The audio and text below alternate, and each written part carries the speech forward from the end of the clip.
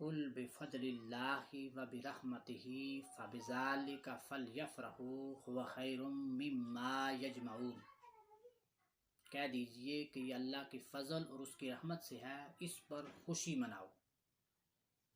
قرآن کریم فرقان حمید دوسرے مقام پر اللہ فرماتا ہے وما ارسلناک الا رحمتا للعالمین، اور ہم نے آپ کو تمام جہانوں کے لیے رحمت بنا کر بھیجا۔ تو رحمت کے ملنے پر، فضل کے ملنے پر خوشی منانا یہ قرآن کا حکم ہے، اور قرآن خود ہی بتاتا ہے کہ نبی علیہ الصلاۃ والسلام اللہ کی رحمت ہیں، تمام جہانوں کے لیے رحمت ہیں۔ لہٰذا حضور کی آمد پر خوشی منانا یہ اللہ کے قرآن کے حکم کی تعمیل ہے۔ صحابہ کرام رضوان اللہ تعالی علیہم اجمعین مسجد نبوی میں جلسہ کر رہے تھے، محفل میلاد کا پروگرام کر رہے تھے۔ یہ حدیث مسلم شریف میں موجود ہے، بہقی نے شعب الایمان میں لکھا، طبرانی نے معجم الکبیر میں لکھا کہ نبی علیہ السلام تشریف لائے اور آقا علیہ السلام نے پوچھا ما اجلسکم، صحابہ یہ جلسہ کیسا ہے، کس کی یاد میں تم یہاں بیٹھے ہو؟ غور کرو، نبی علیہ السلام تو فرش زمین پر بیٹھنے والے ہیں اور جنت کی خبریں دیتے ہیں، انہیں یہ بھی پتہ ہے کہ صحابہ مسجد میں کس لیے جلسہ کر رہے تھے، لیکن پوچھا، اس کی بھی وجہ ہے۔ اس کے ساتھ ضمن حدیث پیش کرتا چلوں، صحیح بخاری کی حدیث ہے، حارثہ جنگ میں شہید ہو گئے تو ان کی والدہ حضور علیہ السلام کے پاس آئی اور عرض کیا یا رسول اللہ وسلم میرا بیٹا شہید ہو چکا ہے، اگر وہ جنت میں پہنچ گیا ہے تو میں صبر کر لوں، ورنہ مجھے اجازت دے، میں رونا چاہتی ہوں۔ تو آقا علیہ السلام نے یہ نہیں فرمایا حارثہ کی امی مجھ سے نماز کے مسائل پوچھو، روزے کے مسائل پوچھو، حج کے مسائل پوچھو، discuss from me the problem of pilgrim, یہ نہیں کہا۔ آقا علیہ السلام نے فرمایا حارثہ کی امی تیرے رب کی بہت سی جنتیں ہیں، وَإِنَّ ابْنَكِ أَصَابَ الْفِرْدَوْسَ الْأَعْلَىٰ، اور تیرا بیٹا تو جنت فردوس میں پہنچ گیا ہے۔ وہ آقا علیہ السلام جو جنت میں پہنچنے والے کی خبر دیتے ہیں، انہیں یہ بھی پتہ ہے کہ مسجد میں جلسہ کس لیے ہو رہا ہے۔ پھر بھی آقا علیہ السلام نے پوچھا تاکہ صحابہ جواب دیں گے، میں اس پر تصدیق کروں گا، قیامت تک آنے والے اپنا نہیں صحابہ کا جواب پڑھ کر سنا دیں گے۔ صحابہ نے عرض کی جلسنا، ہم سب بیٹھے ہیں، نذکر اللہ، اللہ کا ذکر کر رہے ہیں، نحمدہ، اس کی ہم بیان کر رہے ہیں، علامہ ہدانا للاسلام، جس نے ہمیں اسلام دیا، ومن علینا بکا، اور اس بات کا ذکر کر رہے ہیں ایک وقت تھا ہمیں کوئی پوچھتا نہ تھا، ہمیں کوئی جانتا نہ تھا، سیویلائزیشن سے کوسوں دور ڈیرے تھے، اندھیروں میں بسیرے تھے، اب مقام یہ مل گیا ہے کہ بلال فرش زمین پر چلے تو جنت میں اس کے قدموں کی آہٹ سنائی دیتی ہے۔ اب ہمیں صراط مستقیم کا نشان کہا جاتا ہے، اب صراط مستقیم کی پہچان ہمارے ناموں سے ہوتی ہے۔ جب تک بکے نہ تھے، کوئی پوچھتا نہ تھا، تو انہیں خرید کر انمول کر دیا۔ ہم بیٹھے ہیں، اللہ کا ذکر کر رہے ہیں، اس کی ہم بیان کر رہے ہیں جس نے ہمیں اسلام دیا، اور اس بات کا ذکر کر رہے ہیں فضل رب العلا، اور کیا چاہیے، مل گئے مصطفیٰ، اور کیا چاہیے۔ ہماری اور کوئی غرض نہیں، ہمارا اور کوئی مقصد نہیں، بلکہ ہم یہاں بیٹھے ہیں نذکر اللہ، اللہ کا ذکر کر رہے ہیں، نحمدہ، اس کی ہم بیان کر رہے ہیں، علامہ ہدانا للاسلام، جس نے ہمیں اسلام دیا، ومن علینا بکا، اور اے پیارے تجھے ہم میں بیچ کر ہم پر فضل عظیم فرمایا۔ آقا علیہ السلام نے فرمایا مجھے حلف دو کیا تم اسی لیے جلسہ کر رہے تھے؟ قالوا واللہ ما اجلسنا الا ذاک، صحابہ حلف دیتے ہیں کہ ہمارا اس کے علاوہ کوئی مقصد نہ تھا، ہمارا اس کے علاوہ کوئی پرپز نہ تھا، کوئی غرض نہ تھی، بس فقط اسی بات کا ذکر کر رہے تھے، فضل رب العلا، اور کیا چاہیے، مل گئے مصطفیٰ، اور کیا چاہیے۔ تو سامعین محترم، آقا علیہ السلام نے فرمایا قال لم استخلفکم تہمتا لکم، میرے صحابہ میں کوئی تم پر تہمت نہیں لگا رہا، फ़अतानी जिब्राइल फ़अख़बरनी, अभी अभी मेरे पास जिब्राइल आए हैं और उन्होंने मुझे खबर दी है अन्नल्लाह अज़्ज़ व जल्ल युबाही बिकुमुल मलाइकत, फर्श ज़मीन पर बैठकर जलसा मिलाद करने वालों, अर्श पर फरिश्तों की मजलिस में खुदा तुम पर फख्र फरमा रहा है।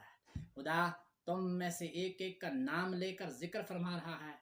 देखो फलां भी आया, एक आम बंदा जिसे कोई जानता नहीं, जिसे कोई पहचानता नहीं, सिविलाइजेशन से कोसों दूर जिसके डेरे हैं, अंधेरों में जिसके बसेरे हैं, जिसकी पहचान मोहल्ले में बस्ती में ज्यादा नहीं है, जिसे लोग सलाम करना गवारा नहीं करते, लेकिन जब वो भी मजलिस मिलाद में आ जाए, मकाम ये मिलता है कि रब्बुल आलमीन उसका नाम फरिश्तों की मजलिस में लेकर जिक्र फरमाता है, उसका नाम लेकर उस पर फख्र भी फरमाता है। फरिश्तों देख लो, फलां भी आया हुआ है, फलां भी आया हुआ है।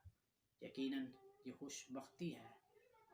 अल्लाह ताला अपने बंदों को मुंतखब फरमाता है, कौन है जो मेरे नबी अलैहिस्सलातु वस्सलाम की आमद की खुशी में खुश होता है, मिलाद करता है और हुजूर के तज़किरे का समा करता है, अपने घर को सजा। बिस्मिल्लाहिर्रहमानिर्रहीम। आका अलैहिस्सलातु वस्सलाम हर पीर को रोज़ा रखते थे। सहाबाई कराम ने पूछा, या रसूलल्लाह आप ऐसा क्यों करते हैं? तो आका अलैहिस्सलाम ने फरमाया, यौमा वलिद, तो ये वो दिन है जिस दिन मैं पैदा हुआ।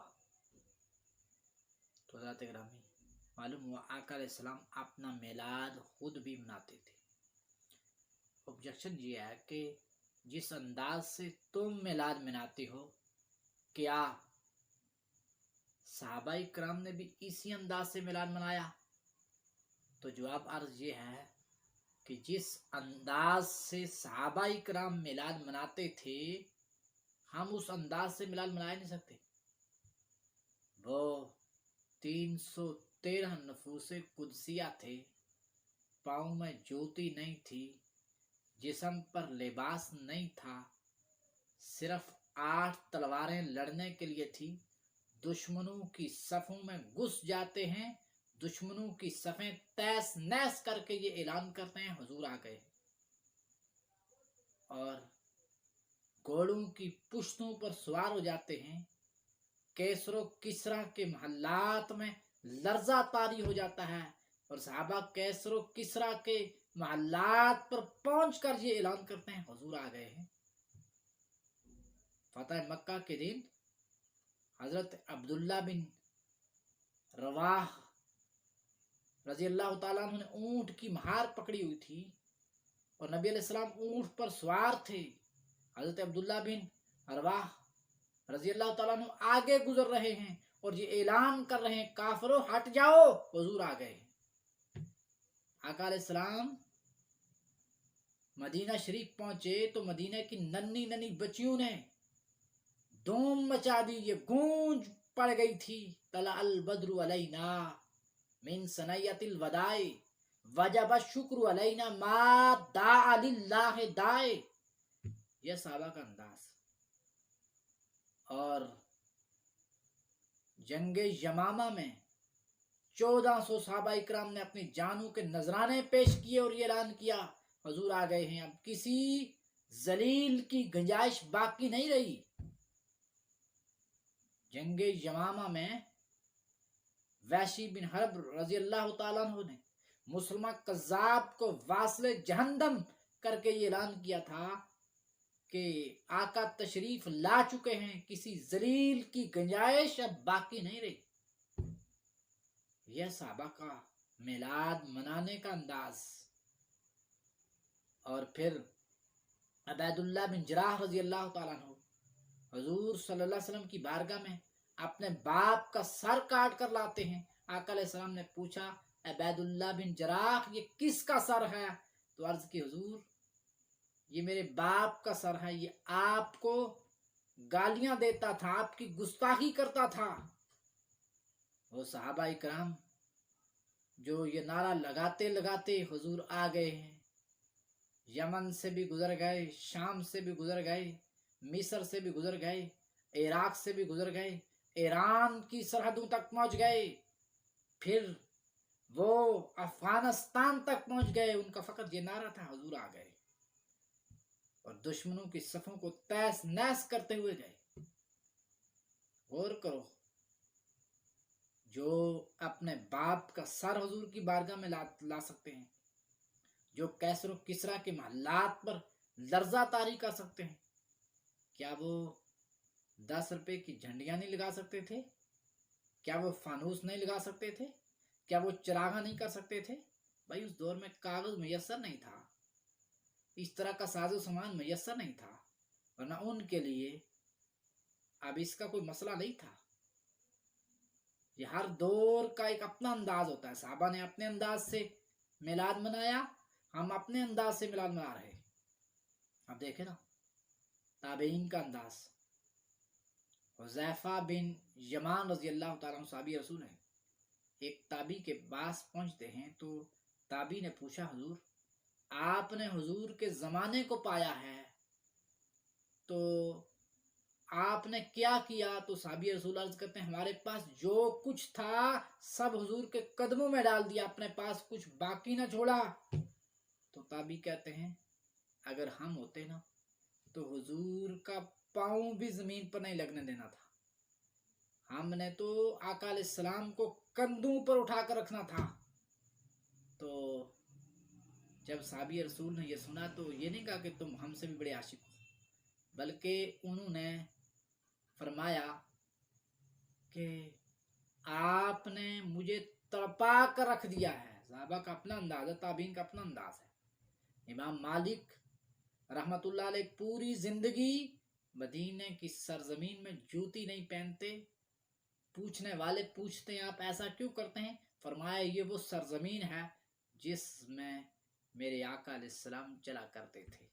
आप कोई कहे कि इमाम मालिक को सदियां गुजर गई, आज तक किसी ने फतवा नहीं लगाया कि भाई साहबा तो जूतियां पहन कर चलते थे, आपने जूतियां क्यों उतार दी? तो कहा जाएगा भाई साहबा का अपना अंदाज था, इनका अपना अंदाज है। अहले दिल इस बात को समझते हैं, इसलिए आज तक किसी को बोलने की जरूरत भी ना हुई। तो रही बात मौजूदा दौर में दौर तरीके के मुताबिक मिलाद करने की, तो ये चीज़ें जो आज मिलाद में जदीद दौर के मुताबिक शामिल की जा रही है, उस दौर में मैसर नहीं थी। अगर मैसर होती तो यकीनन सहाबा इकराम इनका भी एहतमाम करते। हम तलावत करवाते हैं, नात पढ़वाते हैं, जिक्र व ज़कार करते हैं, बयान करवाते हैं, चरागा करते हैं, ये सब चीज़ें जायज़ हैं, दुरुस्त हैं, सही हैं। अब अगर कोई कहे कि चाय हराम है क्योंकि सहाबा इकराम के दौर में नहीं थी, तो मैं कहूँगा भाई चाय बनती है दूध के साथ, पानी के साथ और पत्ती के साथ। इन अज्जा को चीनी शामिल की, आग पर रखा तो ये अज्जा एक मखसूस शक्ल में बदल गए जिसको चाय का नाम दिया गया। तो ये सारे अज्जा जो शामिल हुए वो हलाल हैं, लिहाजा चाय भी हलाल हुई। तो इसी तरह मौजूदा दौर में ये जो जदीद दौर के मुताबिक मिलाद का एहतमाम किया जाता है, वो इस तरह का तरीका सहाबा इकराम के दौर में नहीं था। लेकिन इनमें कोई हराम काम भी तो नहीं है ना। और वो काम जो हराम है, मसलन बाजे बजाना, शुरलियाँ बजाना, मर्दों और औरतों का इनहलात होना, हम उसकी मजम्मत करते हैं, वो जायज़ नहीं है। लेकिन जो चीज़ें जायज़ हैं हम उनको बयान करते हैं कि ये चीज़ जायज़ है, दुरुस्त है, सही है, लिहाजा इसमें कबाहत नहीं है। रही बात आप साहबा की बात करते हैं, तो मुझे बताओ ना, क्या सहाबा इकराम रिदवानुल्लाह ताला अलैहिम अजमाइन ने ख़त्म बुखारी शरीफ का एहतमाम किया था? क्या उन्होंने इस्तिहकाम पाकिस्तान की रैली निकाली थी? क्या उन्होंने कौमी तराना के एहतराम में खड़े होने का एहतमाम किया था, ये जो तुम करते हो? तो बहुत सी चीज़ें हैं जो सहाबा इकराम ने नहीं की, आप वो तो कर रहे हैं। आपके फतवे का रुख صرف اور صرف میلاد کی طرف کیوں ہے؟ آپ کو یہ دوسری چیزیں کیوں نہیں نظر آ رہی؟ اپنی بدعت کی تعریف آپ درست کر لیں. آپ کا فتویٰ صرف اور صرف میلاد کے لیے ہے، اور جب ہم صحابہ کی بات کریں تو تم کہتے ہو صحابہ ہمارے لیے حجت ہی نہیں ہے. یہ اپنی منافقت چھوڑ دو، اپنی دو رنگی چھوڑ دو، یک رنگ ہو جا.